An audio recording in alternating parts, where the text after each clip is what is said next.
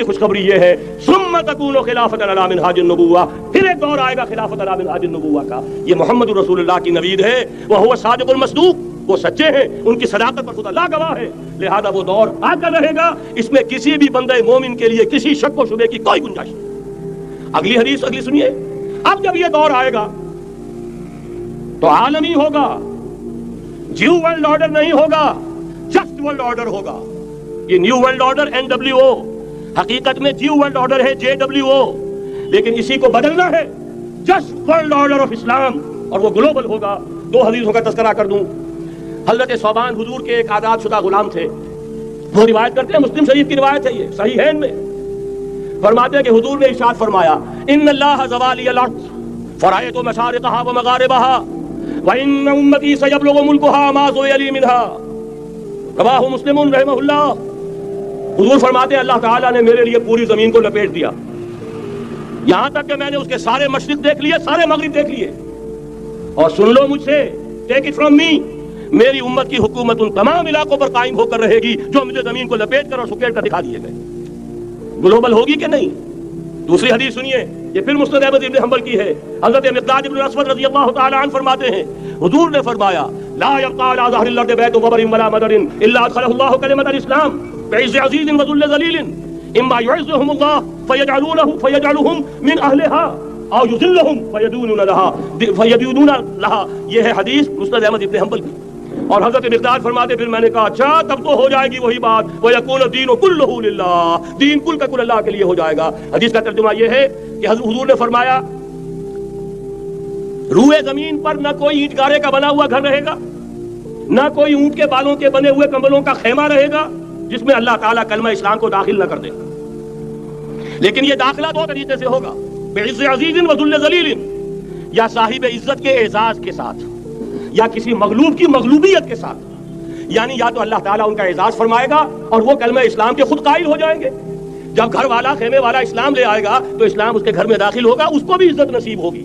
وَلِلَّهِ الْعِزَّةُ وَلِرَسُولِهِ وَلِلْمُؤْمِنِينَ، عزت و حق اللہ کا، اس کے رسول کا اور اہل ایمان کا.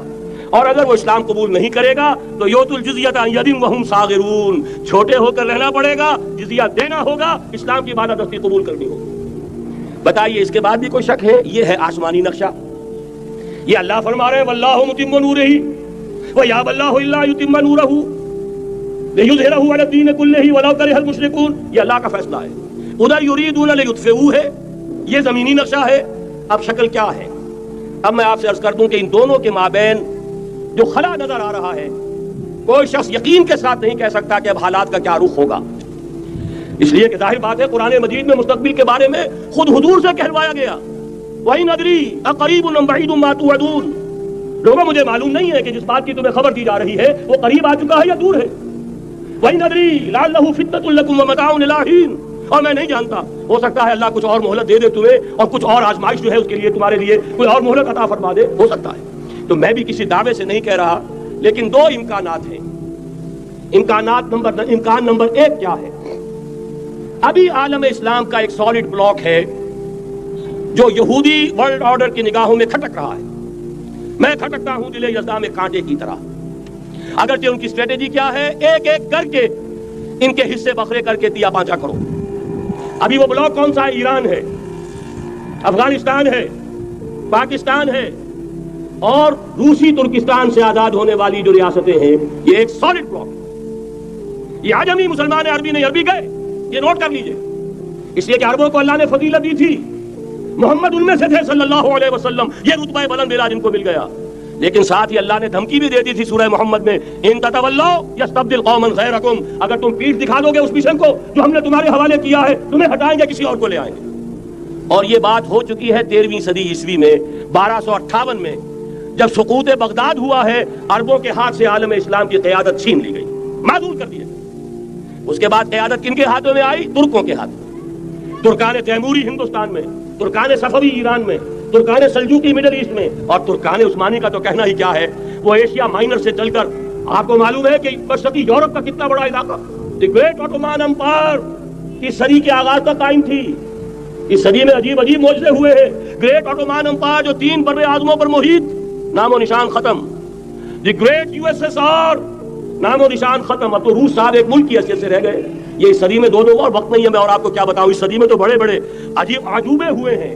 بڑی بڑی دو عظیم جنگیں ہو چکی ہیں, تیسری جو ہے سر پر کھڑی ہے, دور نہیں ہے, جس کو حدیث میں کہا گیا ہے الملحمۃ العظمیٰ, تاریخ انسانی کی عظیم ترین جنگ, اور وہی صلیبی جنگ جس کا آغاز بوسنیا سے ہو چکا ہے. بہرحال اس وقت جو میں کہہ رہا تھا, ورنہ میرے پاس تو یعنی یہ کہ درد دل کہنے کے لیے وقت نہیں ہے, مجھے اپنی بات کو محدود کرنا پڑ رہا ہے. لیکن میں اب آ رہا ہوں اصل موضوع کی طرف کہ ایک امکان تو یہ ہے کہ اس بلاک میں اسلام کا احیاء ہو, اور اس کے لیے کچھ نویدیں بھی موجود ہیں احادیث نبویہ میں. وہ تو آپ نے سنا ہوگا اقبال کا شعر, میرے عرب کو آئی ٹھنڈی ہوا جہاں سے, میرا وطن وہی ہے, میرا وطن وہی ہے. حدیث میں آتا ہے یخرج الناس من المشرق یؤتون للمہدی یعنی سلطان ہی, مشرق سے فوجیں نکلیں گی کہ جو کہ مہدی کی حکومت قائم کریں گی. یہ مہدی اہل تشیع کے مہدی اور ہیں, ہمارے مہدی اور ہیں. اہل تشیع کے عقیدے کے مطابق ان کے بعد میں امام جو روپوش ہو گئے تھے وہ امام مہدی ہے, وہ ظاہر ہو جائیں گے. ابھی امام غائب ہیں, پھر وہ ظاہر ہو جائیں گے. ہمارے نزدیک یہ مہدی پیدا ہوں گے یا ہو چکے ہوں, اور یہ ہوں گے حضرت فاطمہ کی نسل ہی سے رضی اللہ تعالی عنہا. لیکن عالم عرب کے اندر پھر ایک طاقت بن کر ابھریں گے, باطل کی قوتوں کے خلاف جہاد کریں گے. لیکن ان کو مدد آئے گی دو طرف سے, ایک زمینی مدد آئے گی مشرق سے, ایک آسمانی مدد آئے گی. عیسیٰ ابن مریم کا نزول, حضرت مسیح علیہ الصلوۃ والسلام جو زندہ آسمان پر اٹھائے گئے تھے نازل ہوں گے. اور در حقیقت ان دو مددوں کے نتیجے میں پھر یہود کا قلعہ قمع ہوگا, اور یہی گریٹر اسرائیل ان کا گریٹر گریو یارڈ بن کر رہے گا, عظیم تر قبرستان بن کر رہے گا. اس کی بڑی واضح حدیثیں موجود ہیں, اس کی بڑی تفصیلی خبریں موجود ہیں. یہ احادیث کی کتب کے اندر بدقسمتی سے ہماری اس کی طرف توجہ نہیں. ایک تو یہ ہو سکتا ہے. اسی طریقے سے ایک اور حدیث ہے یخرج من خراسان رایات سود, اور یہ مسلم شریف کی روایت ہے, نوٹ کیجئے گا, نہیں ترمذی شریف کی روایت ہے. یخرج من خراسان رایات سود لا يردها شيء حتى تنسب بإيلیا. اور خراسان حضور کے زمانے میں آج کے افغانستان کا نام تھا. یہ افغانستان میں جو جہاد ہوا ہے, غلطیاں ہوئی ہیں اور غلطیوں کا خمیازہ بھگت رہے ہیں. یہ تو اللہ تعالیٰ کی سنت ہے جس میں اللہ نے صحابہ کو بھی ایگزمپٹ نہیں کیا, غلطی کی سزا دی ہے. 35 صحابہ کی غلطی غزوہ احد میں ہوئی, جہاں سے حکم تھا کہ مت ہٹنا, 50 میں سے 35 ہٹ گئے. نتیجہ کیا نکلا؟ فتح شکست میں بدل گئی, 70 صحابہ شہید ہو گئے. اللہ تعالیٰ نے فرمایا وَلَقَدْ صَدَقَكُمُ اللَّهُ وَعْدَهُ إِذْ تَحُسُّونَهُمْ بِإِذْنِهِ حَتَّى إِذَا فَشِلْتُمْ وَتَنَازَعْتُمْ فِي الْأَمْرِ وَعَصَيْتُمْ مِن بَعْدِ مَا أَرَاكُمْ مَا تُحِبُّونَ. مسلمانوں ہم سے گلہ نہیں کر سکتے, ہم نے اپنا وعدہ سچا کر دکھا دیا تھا جبکہ تم انہیں گاجر مولی کی طرح کاٹ رہے تھے. لیکن جب تم ڈھیلے پڑ گئے, تم نے ڈسپلن کو توڑا, تم نے اختلاف کیا, تو سزا دی. تو اگر صحابہ کرام رضوان اللہ تعالی علیہم اجمعین خیر الناس بعد الانبیاء, پوری نوع انسانی کے اندر انبیاء کے بعد بلند ترین انسان, اگر ان کی بھی غلطی کا خمیازہ جو ہے اللہ نے چکھایا, کیوں چکھایا؟ ضروری تھا, آئندہ کے لیے سبق ہو جائے. یہ وَلِيُمَحِّصَ مَا فِي قُلُوبِكُمْ, تاکہ تمہارے دلوں کے اندر اگر کہیں کوئی کھوٹ ہے اور پاک کر دیں ہم. اس لیے بہرحال غلطیاں ہوئی ہیں افغانستان میں.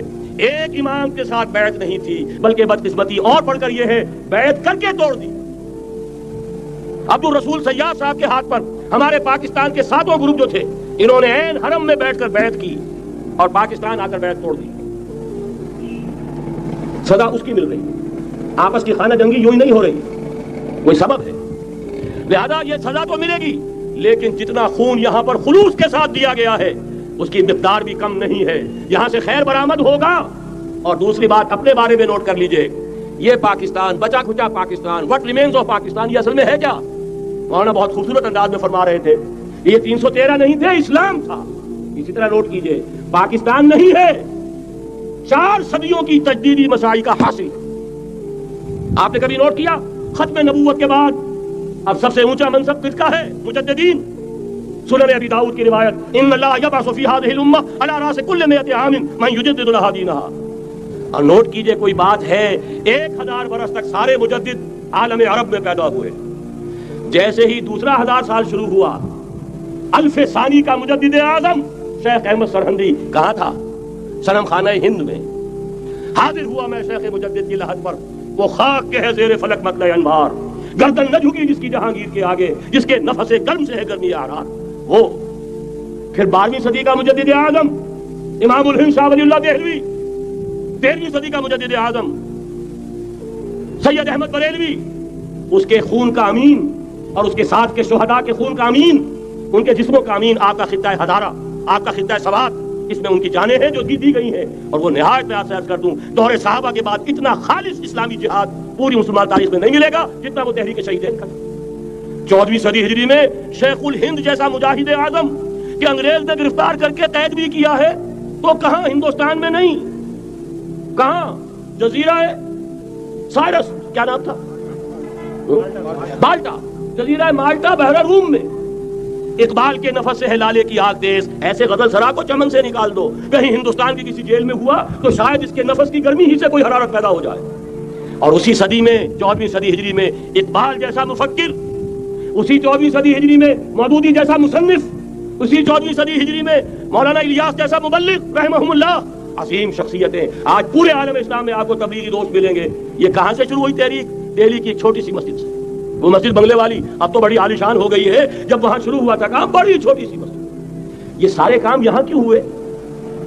پورا عالم اسلام آزاد ہوا، کہیں نعرہ اسلام کا نہیں لگا، کہیں عرب قومیت پر، کہیں کسی اور عصبیت پر تحریکیں چلی ہیں. صرف تحریک پاکستان تھی کہ پاکستان کا مطلب کیا؟ لا الہ الا اللہ.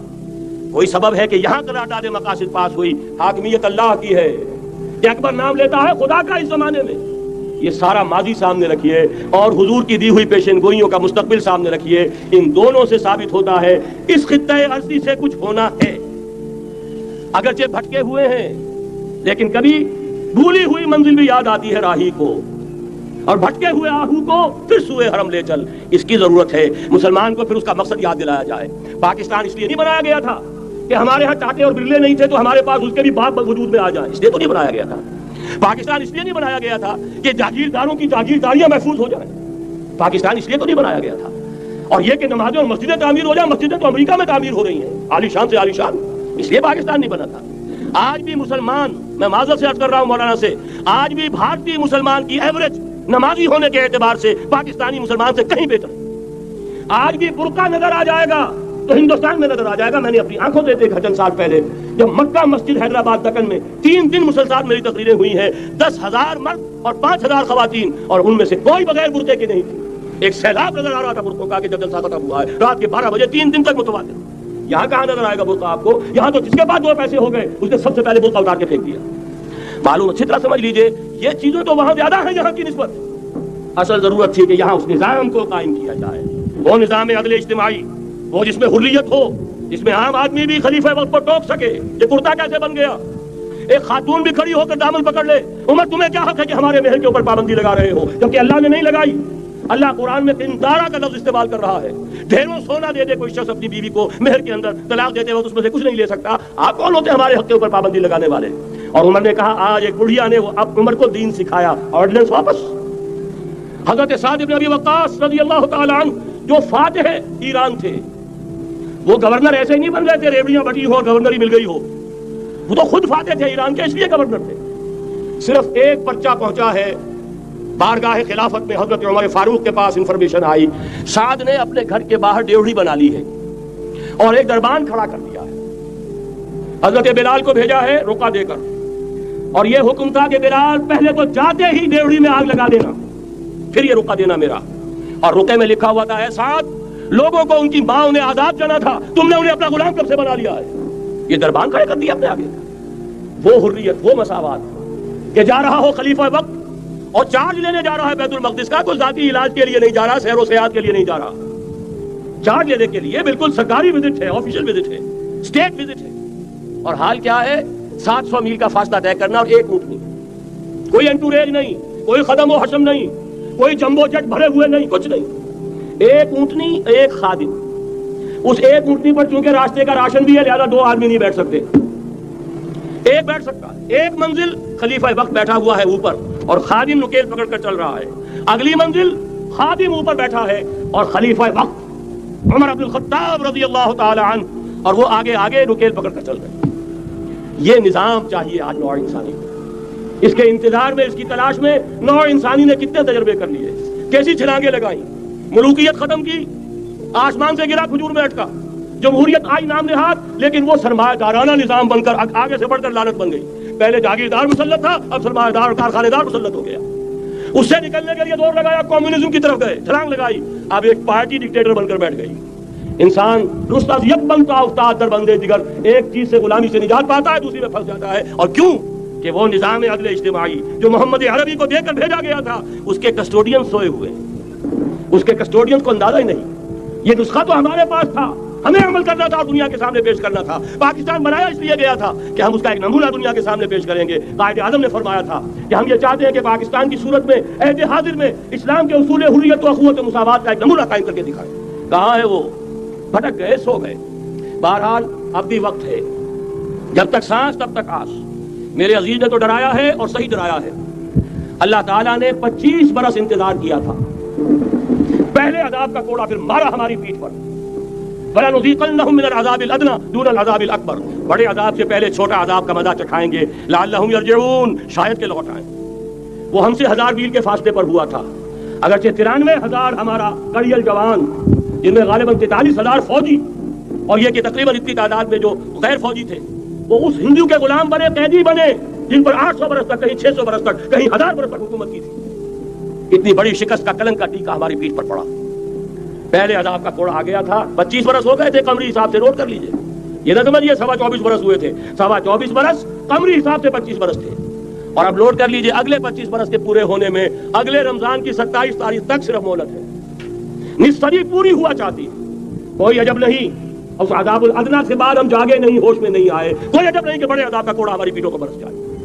لیکن مجھے یہ یقین ہے، نوٹ کر لیجئے، اگر یہ دوسرا امکان ہو گیا، خدا نہ خواستہ اللہ کے عذاب کا کوڑا ہماری پیٹھ پر برسا، مجھے یقین ہے اللہ ہندوؤں کو مسلمان بننے کی توفیق دے گا. لیکن اسلام کا بول بالا اسی خطے سے ہوگا. تاریخ میں یہ ہو چکا ہے آیا فتنہ تاتار کے افسانے سے، پاسباں مل گئے کعبے کو صنم خانے سے. تاتاریوں کے ہاتھوں کروڑوں مسلمان قتل ہوئے، لیکن اسلام نے تاتاریوں کو فتح کر لیا. اور پھر اسلام کا مسلمانوں کا دوسرا دور عروج انہی تاتاریوں کی مختلف شاخوں کے تحت ہوا. وہ تاتاری ہی تو تھے، وہ سارے ہورس، ٹرکش ہورس، ترکان تیموری، ترکان صفوی، ترکان سلجوقی، ترکان عثمانی، وہی تو اسٹاک تو وہی ہے. آیا فتنہ تاتار کے افسانے سے، پاسباں مل گئے کعبے کو صنم خانے سے. اس لیے کہ حضور نے فرمایا مشرق سے ہوگا، جہاں سے فوجیں چلیں گی. تو کوئی عجب نہیں. بہرحال یہ 2 امکانات ہیں، لیکن اس کا فیصلہ تیرے ہاتھوں میں ہے، دل یا بدن. سیدھی بات. اگر تو اب بھی ہم ٹھیک ہو جائیں، جاگ جائیں، ہوش میں آ جائیں، قوم یونس کی طرح توبہ کر لیں، تو بغیر عذاب کے کوڑے کے رحمت خداوندی ہم پر سایہ کرے گی. اگر ہم نہ جاگے تو وہ عذاب کا کوڑا آئے گا. یہ نہیں میں کہہ سکتا ان ادری قریب بعید ما توعدون، یہ میں نہیں کہہ سکتا. یقین کے ساتھ جانتا ہوں کہ آئے گا، لیکن یہ کہ اس کے بعد بھی یہی سے بول بالا ہوگا. اگر ہمارے ذریعے نہیں تو ان کے ذریعے سے جو ہمیں شکست دے کر پھر اسلام قبول کر لیں گے. لیکن کیوں نہ پہلے ہی راستے پر چلنے کی کوشش کریں.